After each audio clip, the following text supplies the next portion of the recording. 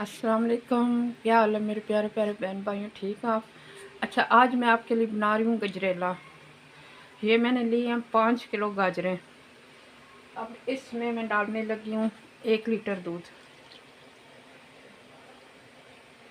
अगर आपके पास लीटर नहीं है तो आप कम कर सकते हैं, कोई ज़रूरी नहीं है कि आप 5 किलो ही डालें, ठीक है। अगर ज़्यादा है तो आप ज़्यादा भी डाल सकते हैं, अपनी मर्ज़ी के हिसाब से 2 किलो भी डाल सकते हैं, ठीक है। अब इसको हम पकाएंगे, इसमें थोड़ी देर बाद बाकी आपको ये देखें। आधा किलो मैंने लिए चीनी। अब चीनी भी इसमें पक जाएगी, अच्छी तरह साथ ही डाल दें इसमें और इसको अब गलने दें। थोड़ा टाइम जो है ना, इसको गलने देते हैं, तकरीबन आधा घंटा इसको एक बार गलने दें। इसको ऊपर आहिस्ता आंच पे थोड़ी देर रखें, फिर दरमियानी आंच कर देंगे। ये देखिए, मैंने 40 मिनट के लिए तेज़ आंच पे इसको रखा था, ठीक है।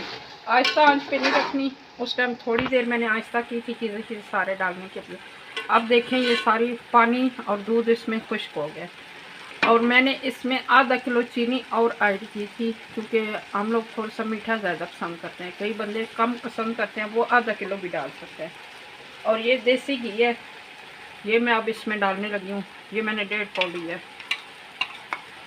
अब इसको अच्छी तरह भूनेंगे, क्योंकि गाजर को चूल्हे के ऊपर आपने रख के भून नहीं जाना, इसको साथ साथ चमचा फेरना।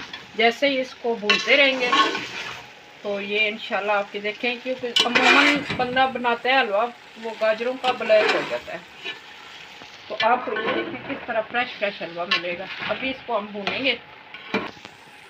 अब गजरेला बिल्कुल तैयार हो गया। आपने बुनाई करते वक्त ये ज़हन में रखना है कि इसका जो पानी है ना, वो ना बिल्कुल खुश्क होना चाहिए।